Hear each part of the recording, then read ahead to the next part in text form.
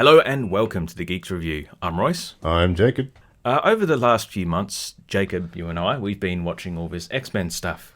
Yes, we got a lot more done if I didn't have to work all the time like I had. But We've gone through most of the live-action films, Indeed. which is what people are most familiar with. We've gone through the animated series from the 90s. We're about to move on to the stuff from the 2000s, but before we do that, we're taking a look back at a little thing from the late 80s called Pryde of the X-Men. This was a failed TV pilot.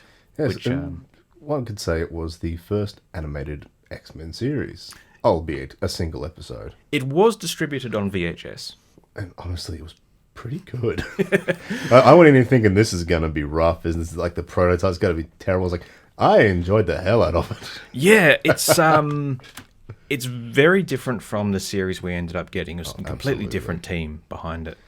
But it's very anime inspired. Oh, absolutely. Looking at it, it feels like you're watching the old 80s Gundam anime. When you look at like the special effects, some of the character designs, the ship designs, the machine parts, the visual effects, when like sparks flying off things, it's like, it feels very Gundam. It's also very of its time in regards to American, like Western, or I guess it was probably all made in Asia. You know, like a lot of G.I. Joe, Transformers, that sort of stuff. But it's very much like the way it's presented, the plot, the characters, the dialogue, the theme tune. It's all X-Men, X-Men. very 80s, 90s Western style. X-Men, X-Men, this is the day, this is the day. X-Men, X-Men, come in your way. The animation and art style is very clearly inspired by 80s anime. Yeah, some character designs in particular, like Kitty Pryde, who's the main character of this. Yeah. Played in the movies by Elliot Page, is a mutant who can phase through walls and any solid object, basically. This pilot essentially but it focuses around her joining the X-Men and going on the first big adventure. Yeah, which is thwarting Magneto in space because he's X-Men. Yeah, it really just throws you in the deep end. You could tell because this was obviously a pilot to try and get people interested. They wanted to throw as much as they can, get as much information out there and say, look, this is what we're doing, this is what we want to make. And unfortunately, just no one picked it up, which is a damn shame because the art style was gorgeous. Most of the voice work was quite good too. Got some career voice actors here from back then, most like career side character voice actors. They've got Frank Welker, the voice of Fred Jones, and the OG Megatron, voicing Toad of all people. Yes, master, And- doing a voice like this. That was rough. You have John Stevenson voicing Charles Xavier, which, interesting bit of trivia, he has voiced 3 separate X-Men throughout different cartoon series. So he has voiced Charles, he has voiced Colossus, and he has voiced Magneto. Well, it's a wide range there. His voice, I don't know if you've seen much Louis Theroux stuff. Not really, no. No, I'm there's trying to think of it. There's a documentary series he did in the 90s called Weird Weekends, and there was one he did on UFOs, and there was this guy who only passed away like a few years ago. Louis actually did like a check back on him on his recent like retrospective series. But there's this guy who reckoned he could channel aliens. Right. So he would get there, and he'd close his eyes, and he would commune with UFOs. He's like, stand by, the opening transmission, and it's this tone of voice which Charles Xavier has. And as I'm listening to Charles Xavier, that was all that was coming to mind was this guy going like, we are connected to the hyperspace freeways. Stand by. This is Central Control. Stand by. This way, Miss Pryde. What are you? Don't be startled. My mind is projecting an image of myself for you to follow. Yeah, obviously this being the 80s in the West, the voice acting was a bit rough in places. Yeah. A lot of it worked quite well. I quite liked that voice for Charles, though. Yeah. It quite suited Charles's, upper crust, trust fund baby, silver spoon Yeah. upbringing. I think after the movies of the X-Men where we've become used to Patrick Stewart Yeah. and James McAvoy as well, sort of thought of him as being English, but in America. Yeah. I think as well with the animated series, I at times got confused between Beast and Charles. Yeah, because Beast Towers, they had a very upper crust voice in that series. They're very similar sounding, like they're distinct Yeah. enough, but if you're just listening idly, like, was that Beast or Charles? Oh, it's Beast. Exactly. But I quite liked this version of his voice. The voice actor for Magneto was fantastic. When the Brotherhood of Mutant Terrorists and I are through, humans will no longer have a place on planet Earth. Who was that? Let's see. He was voiced by Earl Bowen, who has done quite a few things. This was all quite back in the day, though. Yeah. He was in things like G.I. Joe. He voiced in Star Trek as a voice. Oh, wow. Let's see, what else was there? No, he's been in a few things. Batman, Animaniacs, Spider-Man.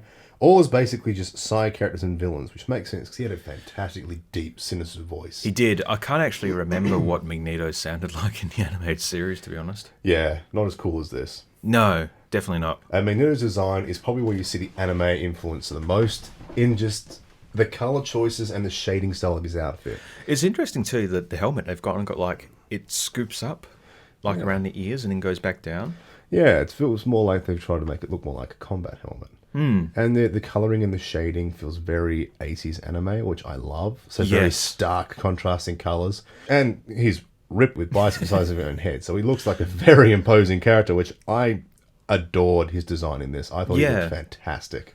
A lot of cape animation as well, a lot of just billowing in the wind and dramatic, his eyes are in darkness when he's got the helmet. And he never takes the helmet off. But yeah, which I think is a good trait for Magneto until you want, like, unless you want to do like an episode where it's like, reveals Magneto's face. But for now, the helmet, the imposing cape, the big, bulky body, fantastic. Yeah, really strong design, that one. And we were talking about how it just throws everything out there. I mean, part of the plot takes place in space. Yeah. Which is a frequent domain of the X-Men. But it is. They do fuck off there quite a bit. But this one's just like, we're in space, deal with it. Don't question it. I was like, how are you in space? Don't worry about it. Yeah. And don't ask questions, buy the toys. It's like, it's Juggernaut, my stepbrother. Yeah. Just throw that out there. Stepbrother, what are you doing? Killing you. Yeah. I thought the Juggernaut in the animated series sounded too much like Jeff Garland from Curb Your Enthusiasm. Like, what are you doing? Larry, what are you doing? Yeah, I can see that. He sounded a bit better in this one, a bit more gruff and stuff, and mocking Charles and showing more familiarity in their relationship, which is good. It's a weird choice of heroes and villains too, because I call Magneto, Juggernaut, Toad, the Blob, who similar in a way to Juggernaut in that they kind of have. Well, it's weird as well because on the X-Men side you've got Scott, Cyclops, and Dazzler. Yeah, who both shoot energy beams of light. Exactly, kind of doubling up on powers there. Yeah. But then again, animated series had Cyclops and Jubilee. Yeah, well, Jubilee was more distinct with like the fireworks, and it never felt as impactful as what Scott could do. Yeah. Dazzler kind of felt like she was maybe somewhat less powerful, but because there's a scene where she takes on Pyro and she's like a distraction, but she's just shooting him repeatedly, and he's just like throw a ship on the bar. Very American. Well, very attempted Australian accent. For Pyro it was, yeah. So, and obviously in the comics, Pyro is canonically an Australian man, so that made sense. G'day! Welcome to Asteroid M! Don't you just love a good Barbie? However, who is canonically not Australian in the comics is Wolverine. However, Pryde of the X-Men, back in 1989, made the brave choice about 20 years before the movie. Well, not 20 years, 10 years before the first movie, to make Logan Australian. Of course, they didn't cast an Australian voice actor to do the job, but hey, what are you going to do? Well, it's funny with Hugh Jackman, he just sort of does this generic, American voice. Yeah, an American sound, whereas this guy just does what you expect an American sounds like when they're trying to sound Australian, which is rough. Welcome her. Wait, she's not joining the X-Men, is she? She's just a kid. It's so violently broad. I think they might have just watched Crocodile Dundee on repeat for about a week before doing this. I reckon so. It definitely has. I mean, we do have a shrimp on the Barbie reference. I think they just took the castle and Crocodile Dundee, grated it down to powder, snorted it, and went to the recording studio. Yeah, it makes sense. It's a choice. Who else do we have? We got Colossus, who is the Russian silver strongman, who's most notably been featured. People would have known him, I guess, from the Deadpool films. Yeah, exactly. That was one of his most notable features, is in the Deadpool films. And he was never utilised as much in the animated series, disappointingly. No, which is a shame, because I quite like Peter Rasputin. But it seems like they had him here as the main cast, although this is only a pilot, so they might have... Yeah, so basically the cast of the X-Men we had was Charles, obviously, Cyclops, Storm, Colossus, Nightcrawler, which I was very happy about, him being one of my favourites. Yes. Dazzler. Yeah. Curiously, no Jean. Yeah, no Jean at all. No Rogue. No Rogue, no Gambit. No, yeah. So, on the one, it's comic because I love all these characters, and I would have loved to just be able to pick and choose from the two casts and just put together my perfect team. Who would you choose? I would keep Scott. Not the biggest fan, but I do think he is the beating heart of the X-Men. You need to have him there as the Boy Scout leader. Pryde Scott or animated series Scott? I mean, of course, you've only got 2 minutes worth of dialogue in this to compare to. Yeah. 5 Voice-wise, series. I honestly quite liked the Pride of the X-Men Scott. He sounded much more Boy Scout. Red alarm. It's a mutant alert. Our training session's over. We're needed. Yeah. As opposed to Jean. Jean, I will save you, honey. So, you like playing God with mutants' lives? Well, just keep away from my friends! Yeah, he sounded very upstanding Boy Scout Captain America type, which I think suits Scott at this point in time. His character well. I'd also choose to have Wolverine, though I think I would choose to use the animated series version, which is not great, but it's not horrendously bad sounding Australian. What's the matter? Teacher's pet got cold feet. As soon as he talks, you get that he's Wolverine. Yeah. You know, this one's just like, what is this? Yeah. I would keep Storm because Storm is fantastic. She's a must-have in any team. She's brilliant. I want to have Rogue and Gambit because I just love those two together. I keep Colossus because I love Colossus. The tricky part here is Jubilee or Kitty. Now, character-wise, I like Kitty Pryde more, but I did like having Jubilee as the main character, one of the main characters in the animated series, because we had an actual Chinese immigrant as a main character. Yeah. Whereas Kitty's just a homeborn American girl. Well, she looks very Japanese anime in this one. The eyes aren't too anime, but yeah. Yeah. Definitely looks more than that. But I feel like anime, I mean, I'm not an expert. I'm not an expert on anime, but it does feel like as we went more into the 2000s, anime developed this style, which is anime kind of developed this style, which is what's like Kiki's Delivery Service and like all the Miyazaki things, like their own distinct thing, but they're not sort of the anime when you think it's not like what people, I guess, proper anime aficionados think of when they go anime. Yes, Gundam and stuff. You know, I don't know stuff. You know, I'm just saying. I'm more of the anime guy in this situation, but I was going to say Aeon Flux, which is like, oh, that's not anime. That's a tricky. It's stylish. Stylish, yeah. Yeah. No, it's definitely 80s anime style because most people these days would think of things like Dragon Ball Z, Bleach, One Piece, Demon Slayer, all the popular shonen ones that everyone knows about. Which is, big eyes, big muscles, stuff like that. Attack on Titan, that kind of thing. Exactly. My Hero Academia. All the popular ones these days is what the general populace is going to think of when you say anime. They do have that bit of the aggression. Yeah, there's the fight scenes are a lot more dynamic. Yeah. Which was quite cool to see. I like the effect when they have, because they sell animation, it's like, it's painted onto bits of like clear plastic and it's put over a thing, it's photographed, and when they have lights shining through, they actually have light underneath shining through the cells. Which I love cell style animation. I've always loved it. It's really unique and you don't get it much anymore, even though you can have all these fancy, CGI effects with glow, it just doesn't feel the same. And it doesn't have the charm of the hand-drawn way of doing it back in the day. And it's just, I love this. Just the cell effect. It's just something so charming about it. It really stood out to me with the animated series how, for the most part, they stuck to these quite complex character designs for the entire 5 series. Yeah. They're simple, but they're still complex. They've all got distinct body shapes. They've all got distinct faces, and obviously colors and details and that. And this one is just packed with detail in comparison. Like Wolverine really feels quite simple and basic in the animated series, but in this one he's like just even more stuff to him. Yeah, and they went with the brown and yellow armor style, which I've always been a fan of. So I think that was quite fantastic. I think after the animated series, I like the blue, just because of frequency, bias, I guess. Yeah, exactly. You get used to it. You're like, yeah, this is what he's supposed to look like. Yeah, it's very G.I. Joe. Yeah, it feels very G.I. Joe in some places, which is to be expected. It was the 80s. Yeah. It feels like the animation feels like a fusion of G.I. Joe and Gundam. That's how I see it. Yeah, very much so. So, Nightcrawler.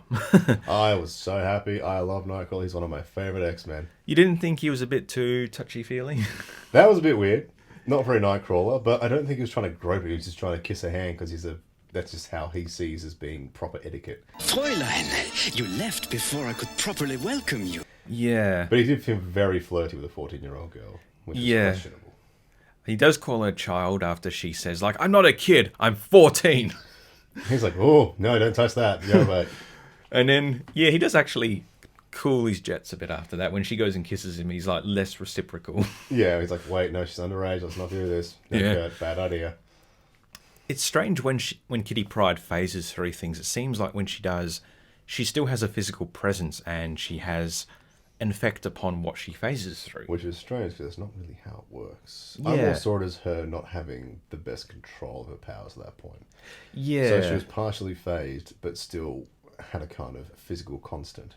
Or maybe it was like the phasing had an energy to it, because everyone has energy. I mean, in the movies you can get away with Magneto's magic powers, like metal controlling powers, you know, you can actually show physically lifting, but with these cartoons they have to have like rays and, you know, waves of... Yeah, like you see Magneto shooting an energy blast, which I see that as using electromagnetic energy, which would fall into the purview of his powers as the master of magnetism, so that's not too much of a stretch. Yeah. Having an actual physically visible power effect doesn't really make sense, but cartoons, you have to give the visuals for the kids. Yeah. And Emma Frost, who appears in this... That was cool. She didn't do all, and her voice actor wasn't very suited, but the idea that this could have had Emma Frost as one of the main villain cast, and hopefully gave her the redemption arc later, would have been awesome. She could physically cast bolts of energy as well. Yeah. And when we're introduced to her, there's a military convoy, and they've got Magneto as prisoner, and then the soldiers start to report, we're in quicksand, you know, we're sinking.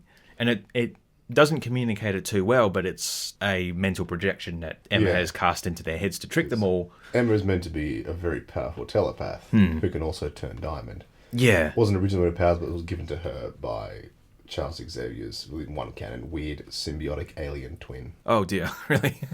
That was a weird comic. It was the same comic where Wolverine was tricked into believing he was a small Victorian child. Which was both awkward and hilarious. I can't remember the name of the comic. If I remember, I'll tell you, but I highly recommend giving it a read. It's a ride. I really hope that when Disney Plus brings back the animated series, they explore that one. God, that'd be great.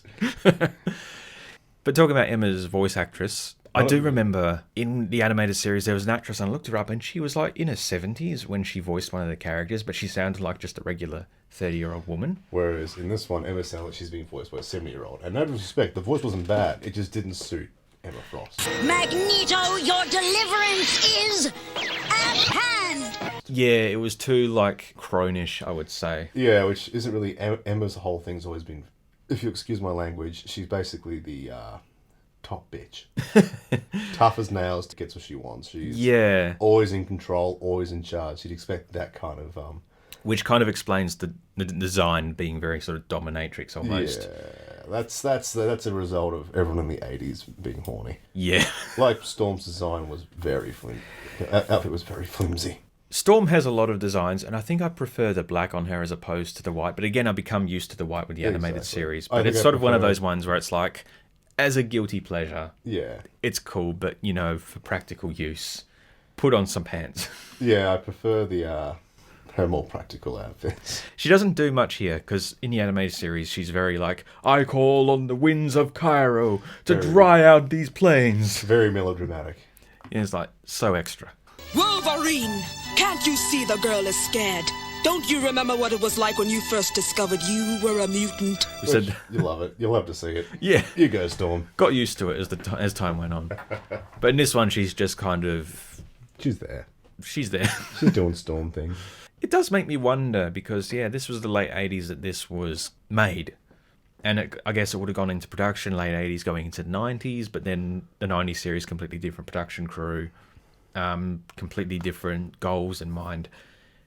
I was surprised with that, how much it went into the character and personalities and had a continuity and story and depth to it. And it's hard to judge off a 20-minute pilot, which just throws in character relationships and elements from the comics without any establishment. It does make things feel very... Like, I imagine we didn't feel quite overwhelmed because we have some knowledge of the comics. But if you went in as blind, you'd be like, what is going on? Yeah. It opens with an introduction by Stan Lee. Which was very cool to hear. Yeah. So Stan Lee himself was doing the narrating, which means we got to keep that for the animated series. Oh, wow. The X-Men, here to save the day. Welcome. This is Stan Lee of Marvel Comics warning you to look around you. Your classmates, your friends. You never know which one of them may be a mutant, a person born with strange and wondrous powers. It was really cool to hear, Stan just doing his thing. When he does introduce it, though, he's like, be careful, look around you. Someone could be a mutant. And it's like, are you trying to scare us? Or? Getting mixed messages here, Stan. Yeah, and then immediately cuts to the soldiers. Mutants, I hate them. They don't deserve to live on the same planet as us good, upstanding humans. This coming from a fat military general with a seedy mustache. Like, buddy, you are throwing glass stones. And Kitty. Throwing stones in glass houses and all that. Mutants, I hate them. Kitty, the woman who can walk through walls, is cornered. Yeah. He's like, I believe normal humans and mutants can get along. Yeah. What I thought was really cool for me, as a bit of a geek of this stuff, was they actually had Lockheed. Yeah. Kitty's little pet dragon. It sort of makes me wonder as well. It makes me realise she wasn't present at all in the animated series. No, she didn't even show up or cameo. Wow. But such an important, pivotal character who was one of the original X-Men in the original ones. Yeah. Just not show up. But that's the animated series for. They just kind of cut and paste and change all sorts of things. Yeah. They fixed that with Evolution, though, where they had her as one of the main characters. And Wolverine in the X-Men in the late 2000s as well. That's what I remember her from. That was a good one. I enjoyed that one. Never got a second season, which is bullshit. The tease at the end of that series was just so... But that's X-Men for you. Every single animated series gives you something different. Oh, exactly, yeah. There's just so much character, so much story that you can take them and do something new, or you can adapt. But they never use the lesser known but interesting ones. Like, where's Darwin? Give Darwin some love. Yeah. I love Darwin. Yeah. He didn't show up at all in the animated No, series. and they wasted him in first class by killing him off in about 5 minutes. Oh, that pissed me off. That was rubbish, eh? Yeah, but what are you going to do? That's comic book animation for you. But yeah, on the whole, there was a lot of cool little nods in this one. It was gorgeously animated. I adored the animation in this. Most of the voice cast did a good job too. It was cool to see some other villains and get some more screen time. Yeah. Juggernaut showing up right away was cool. Frank Welker's Toad was an interesting choice. But Frank Welker's a legend, so no complaints there. Yeah, he's really just... I mean, he voices Megatron, he voices Fred and Scooby-Doo now. He voices so many people. He's the voice of Curious George. I think he has about 2,048 different roles throughout the years. I think nowadays, D. Bradley Baker, who's, I guess, most known for the Clone Troopers in Star Wars The Clone Wars, he voices Appa in Avatar The Last Airbender. Yep. He voices Sebastian Rat in The Suicide Squad and Eagly the Eagle in Peacemaker. Yeah, basically, if you need a voice like an animal or a creature, he's there to do it. And before it was Frank Welker, and he just did everyone. Yeah. You know? That's a very, what's I'm looking for? Recurring theme with Western voice actors. They'll get a few good ones and just cast them in everything. I think Frank Welker, because he's also done movie work, he's like one of the highest grossing actors of all time, next to Samuel L. Jackson. Yeah, he's just one of those, he's a career actor. This is what he does, and he does it well. And still doing it now, eh? I'm pretty sure he is still kicking, actually. And who was it like? Did you say the actor who played Wolverine went on to do Robot Chicken, and also SpongeBob? Yeah, he was Pirate Painty in SpongeBob. I can hear you. Oh! Yeah. That guy. I was like, oh, that's interesting. Yeah, as soon as you said that, I'm like, I can hear that with Wolverine now. Yeah. It was cool. And so pretty much all the cast are just career side character voices, which I think is great because you need those people who can just do fantastic voices for side characters, because side characters are what make things memorable. The main characters might create the series, but the side characters are what give it life. Yeah, exactly. It's those side characters you come back to, I think, more often than not. Let's face it, whose favourite character in anything is actually the main character? Definitely not, no. Everyone always likes this. There's always that one side character which is really cool. You're like, oh, this guy's the best. I love this guy. And I think we found with the Wolverine movies, Wolverine's a great side character, he's a great supporting character, but once we put him in the main role, we didn't have much to say because... He's very one-note as a character in a lot of things. His thing is he's short and angry.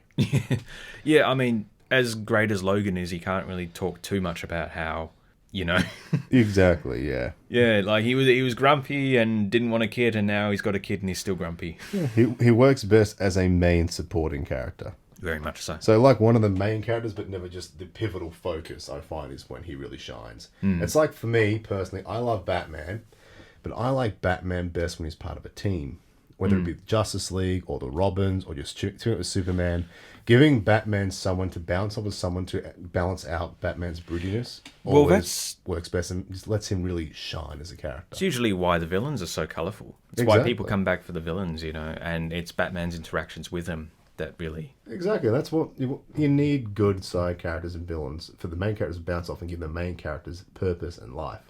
Otherwise, you get one of the 500 homogenous series coming out these days. They're about lone heroes who go out and do everything by themselves and are overpowered. And it's just like, well, this is just generic and boring. Where's the tension? Where's the drama? Where's the character interaction? And the romance is always so bloody staid and stale. It's like, yes, they're in love now. Why? Just don't ask questions.